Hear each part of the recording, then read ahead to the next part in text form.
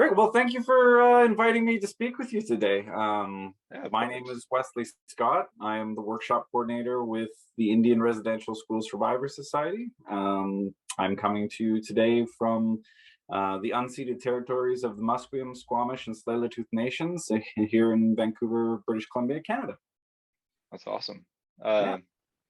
My name's Colton. I go by Prince Enki on Twitch. But my name's Colton. My pronouns are he, him, and I live in Spokane, so I'm on the lands of the Spokane and the Kootenai tribes.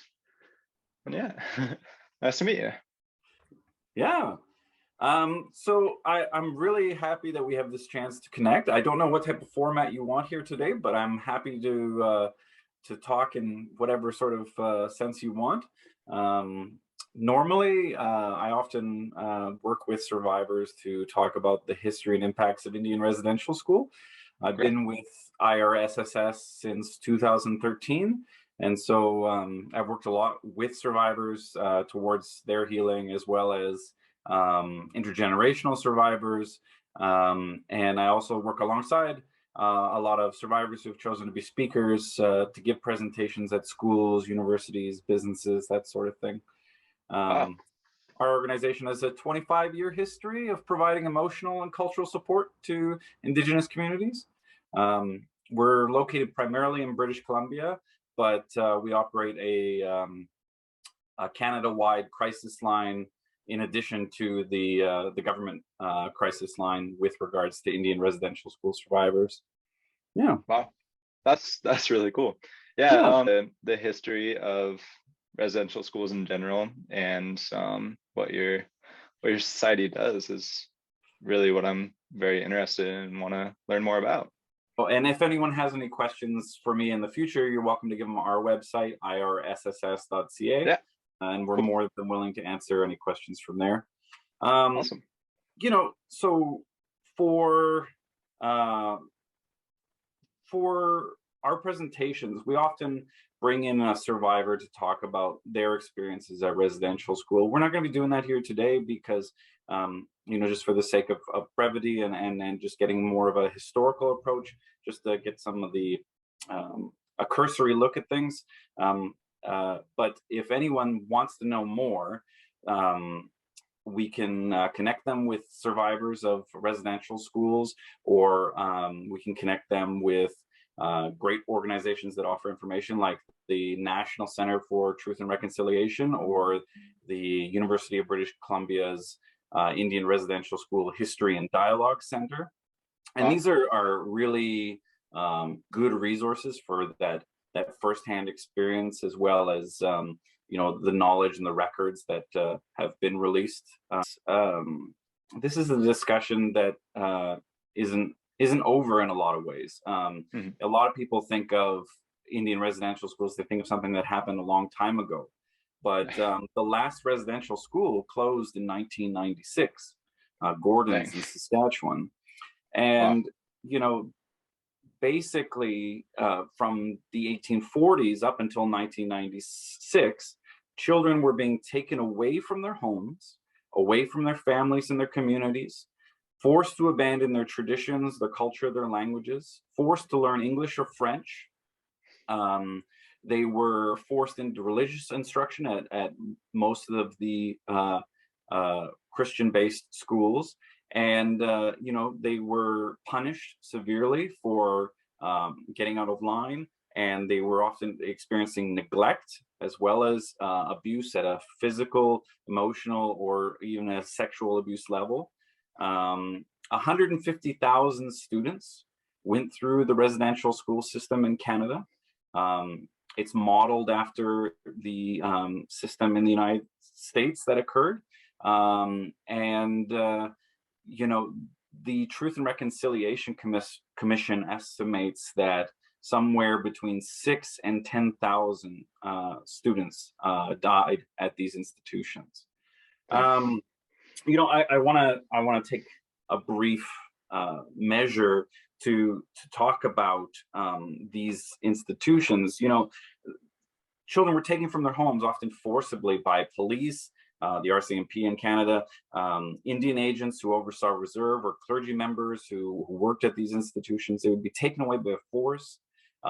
Parents were lived in fear, and those who had to take their children to residential school, if they didn't take their children to residential school, they would be either fined or imprisoned. Some children were taken to institutions near their home communities. Others were taken to institutions provinces away. But at the same time, these institutions were structured in a way that they meant to alienate children from their communities. They were geared towards assimilation. And so be somebody next to their reserve or a province away, the alienation was still there.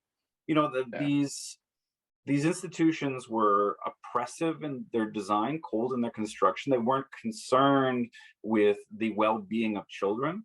The supervisors at these schools, they didn't have experience with Indigenous communities or being educators or working with children. When we think of schools, we think of places of growth, learning, education, friendship. But these aren't the words I would use to describe residential schools. I should say, not everyone experienced the same thing at residential schools. Some elders I've worked with who said, "Oh, I didn't have it as bad as others." But at the very ground level, children were taken away from their homes, and that can have lasting psychological impacts. And there is absolutely a record of abuse that exists with regards to residential schools. And these weren't your traditional models for boarding schools. This was an alienation of culture, an alienation of family. This was children not learning but surviving in a lot of ways, and going through a system which was built to what the government has quoted as to destroy the Indian in the child, to kill the Indian in the child, And I mean, I should specify here. So, firstly, the impacts of Indian residential schools echo beyond survivors. It affects subsequent generations, right? So the children who are the next generation after survivors of residential school, they're impacted as well, And this can take a variety of different forms, which we can talk about, of course. But just know, of course, that this intergenerational impact is significant, because if you take a child away from their primary source of education and knowledge and place them within a culture of abuse, what educational skills are they going to have to bring forward to their children? Again, this is not to say that everyone experienced the same thing, but this is a matter of record. The other thing I want to mention, of course, is the language around these institutions. So, they're called Indian residential schools, right? That's what the government referred them to. And we use this name, especially for our organization, the Indian Residential School Survivors Society, because that's the historical term. That's the term that has been acknowledged by the government with regards to these institutions of oppression. Make no mistake, they barely resembled schools, but they didn't sit in the same sort of framework that we understand a school. People often, I should acknowledge, of course, I am a first-generation Canadian. I am not Indigenous, but I get into this work because I believe that trauma survivors need to be heard, that no school should have a graveyard, and that people deserve support, and that it's an important part of Canadian history. And the history of North America, for that matter. With regards to the use of the word Indian, I recognize its inappropriate nature sometimes, and we use it in a historical and a legal context. But I recall the words of our executive director, Angela White.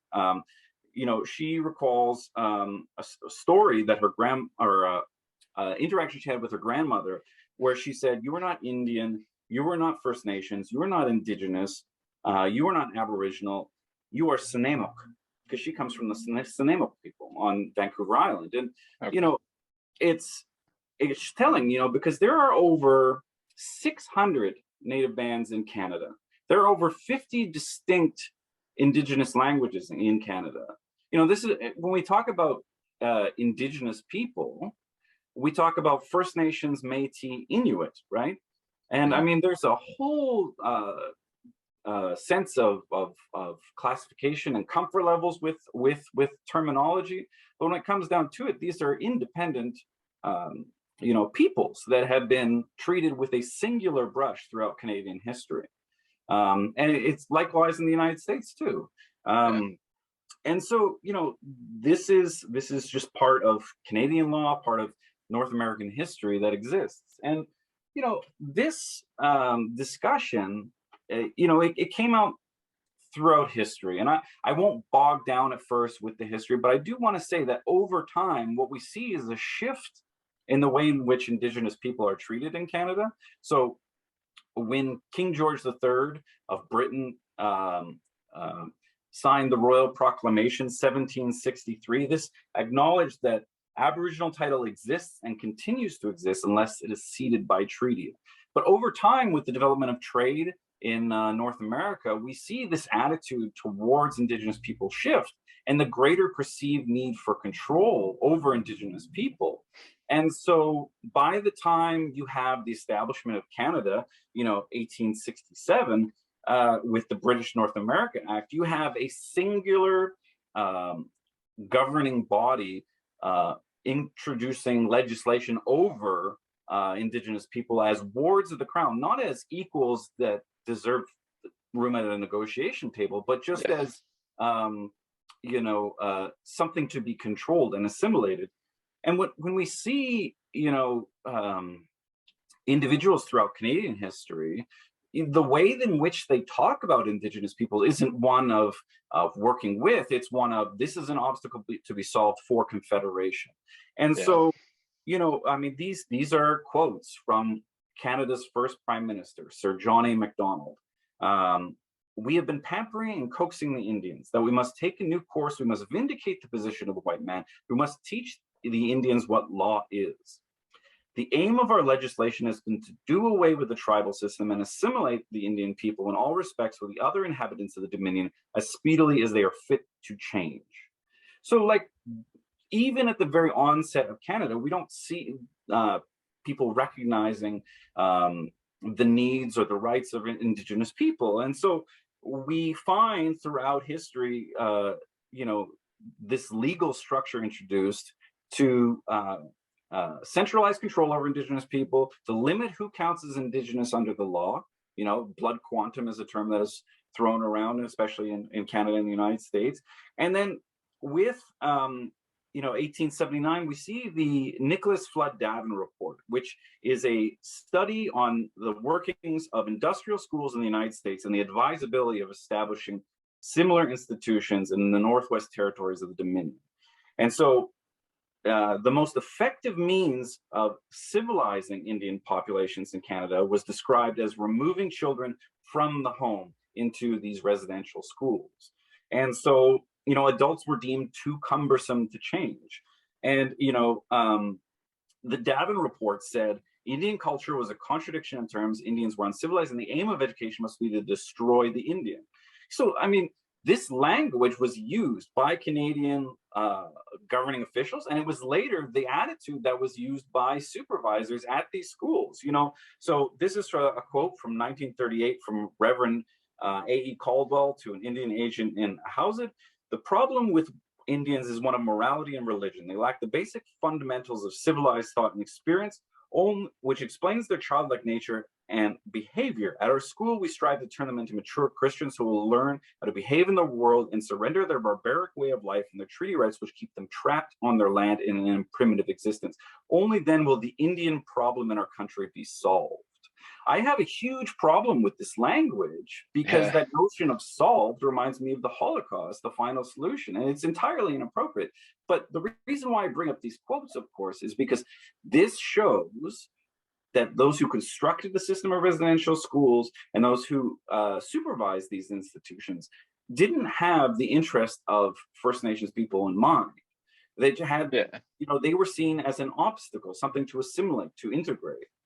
And, the conditions at these schools were terrible, as I said. Dr. Peter Bryce He was the general medical superintendent for the Department of Indian Affairs, and he noted that the mortality rate at these schools ranged from 30 to 60% over a period of 5 years.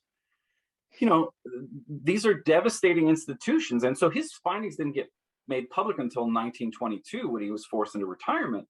But you know, he alleged that these mortality rates were frequently deliberate, with healthy children being exposed to children with tuberculosis, with students suffering severe physical, emotional, or sexual abuse, with students not having enough food or nourishment, you know, rotten goods, and you know, he noted that, you know, even the act alone of removing a child from the community would have lasting psychological impacts. Yeah.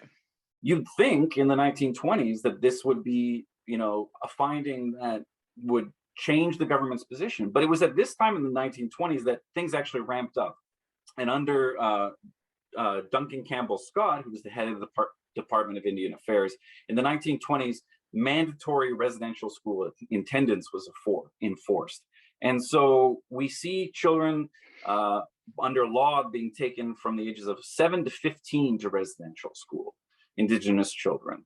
And they realized that older children were more difficult to assimilate. So without even changing the law, they started taking kids as young as 4, 5, and 6 to residential school.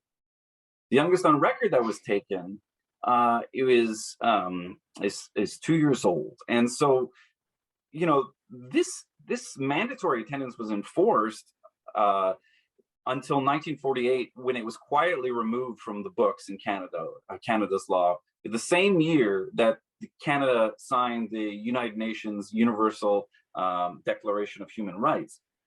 But residential school attendance was still enforced well through the 60s and 70s, even though the law was removed.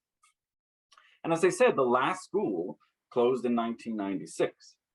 Now, I don't know how big Spokane is, but, you know, I grew up in Victoria, BC, and the population there at the time was about 300,000 in Greater Victoria. 150,000 is half of that population. Yeah. And these are huge numbers. So you think about Indigenous people, if you meet an Indigenous person, they're going to know somebody who was affected by residential schools. And, you know, you think about that number, you know, the age of 4, 5, and 6 taken away. Last school closed in 1996. My kid's sister would have been 6 years old at the time. Like, that would have been the prime age. And so this is still a recent part of Canadian history. I've met younger survivors. I work with a lot of older survivors too, but I've met younger survivors. And this is an impact that is felt from coast to coast to coast. Yeah. And, you know, I want to say also, of course, that this type of information is very distressing, and it's entirely understandable and reasonable to have an emotional reaction to it.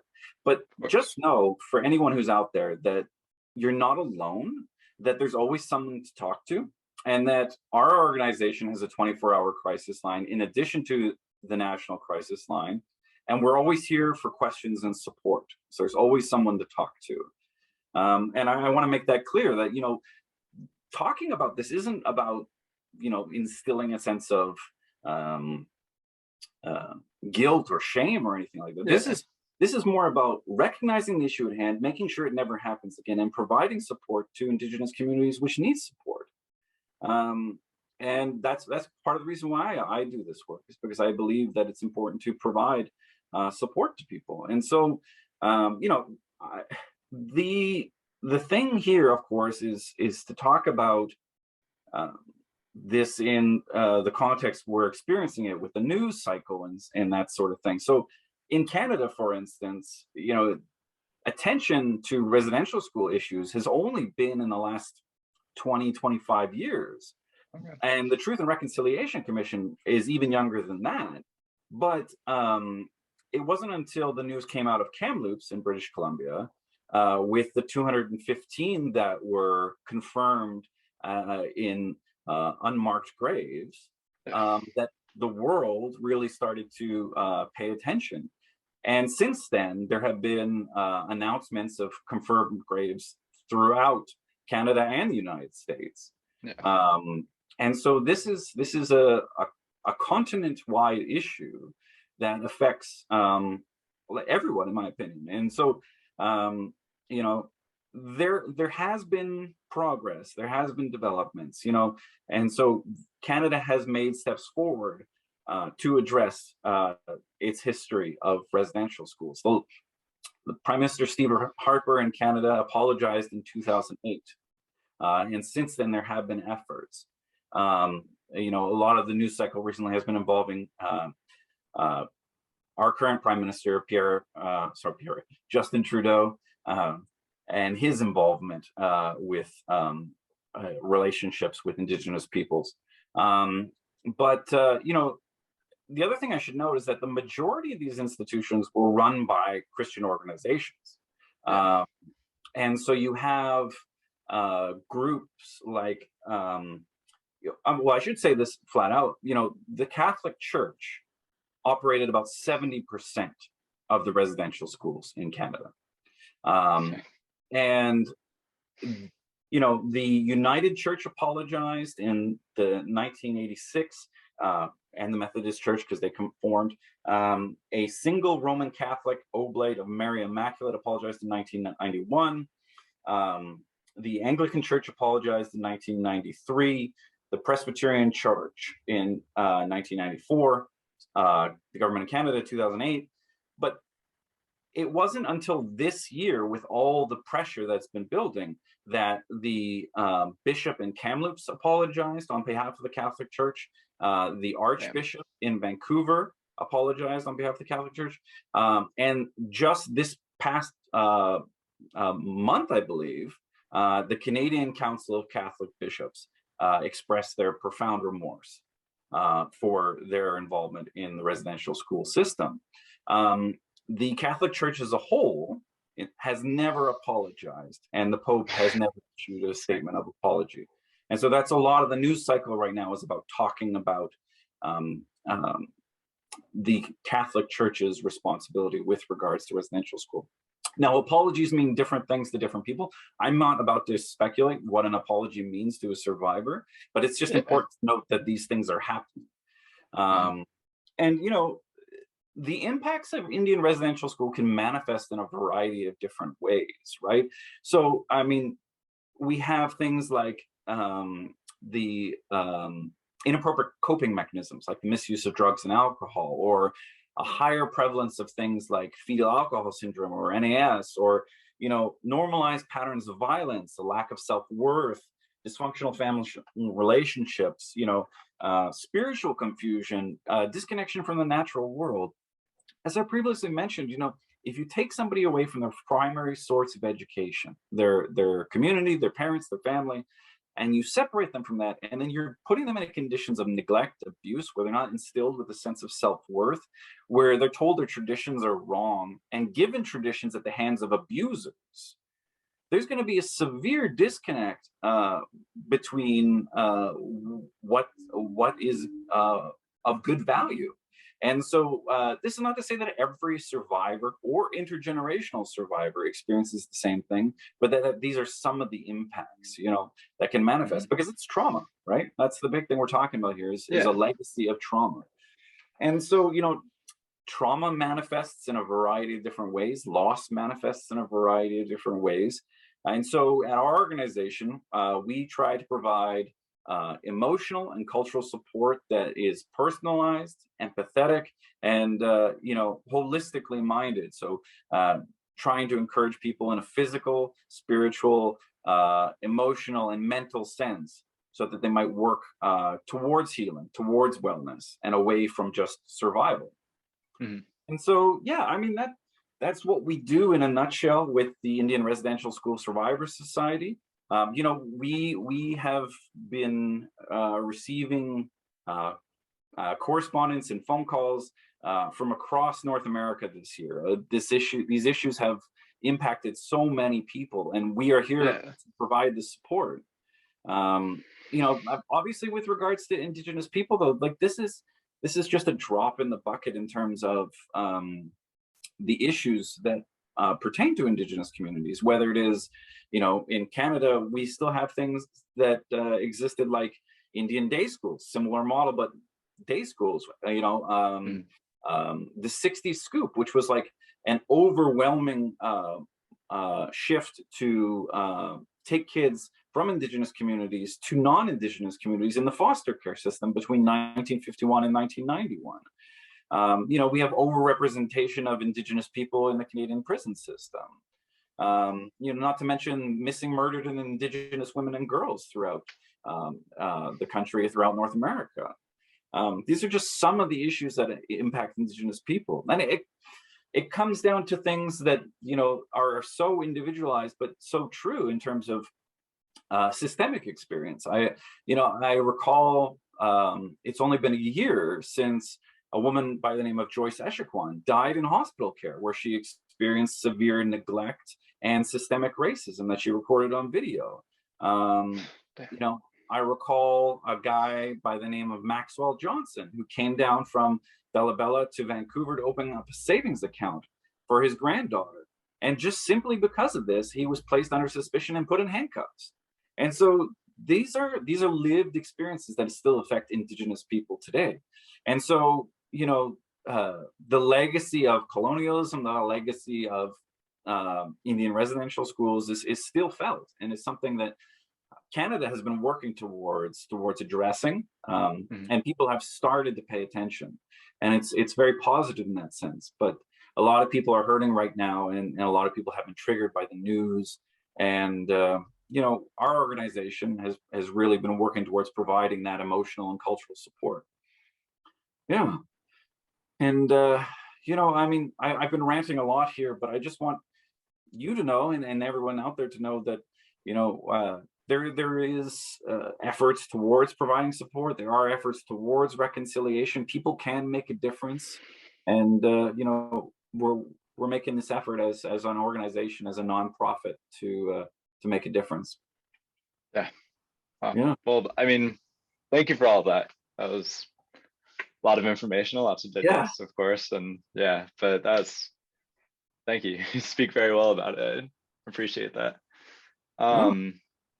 Is there anything like that you would say the average person who may not be part of an Indigenous community, or just the average person in the United States or Canada, would be able to do to help support or help these communities who are experiencing ancestral trauma, generational, systemic racism, all of this in a nutshell? Is there any anything? Well, the good news is it's while it seems overwhelming, there's always something you can do to make a difference. So Course, yeah. The first thing is that the knowledge is so important. So learning about the history of residential schools is a great first step. The Truth and Reconciliation Commission, what we call the TRC, has a lot of information, and they have 94 recommendations that they've issued for the government, for corporations, for communities. Wow. Contacting your local officials about what Indigenous supports mean to you is always a thing that can be done. Taking the time to actively listen to First Nations, Inuit, Métis people about their experiences. I'm very fortunate in the sense I've been working with this organization, IRSSS, since 2013, and I have worked alongside survivors, and I've heard their stories, and I've heard what they think happened, what they experienced, and what they think for the future they would like to see. And so a lot of the time it comes down to learning, to listening, to providing better futures. And so if you have the opportunity to listen, take that time, be patient, be receptive, be empathetic. Standing up to stereotypes, as I mentioned. This is something that still is experiencing. I mean, the last couple of years, we've seen it in spades, just people experiencing, the need to be more tolerant. And so, having conversations with family, with friends, even children. I know it's distressing, but this is something that people can learn about and access. And so, I think the raising that awareness is so important. I think the last thing, of course, would be supporting Indigenous-led community organizations. Yeah. I mean, regardless of where you are in North America, there's friendship centers everywhere. There's a friendship center in almost every town or city in Canada, and so accessing and providing support for those organizations, or transitional houses, or community-led Indigenous organizations like IRSSS, or the Truth and Reconciliation Commission, or in Canada there's the Orange Shirt Day Society, which really put forward the movement that started the National Day for Truth and Reconciliation, Orange Shirt Day as we call it in Canada, September 30th.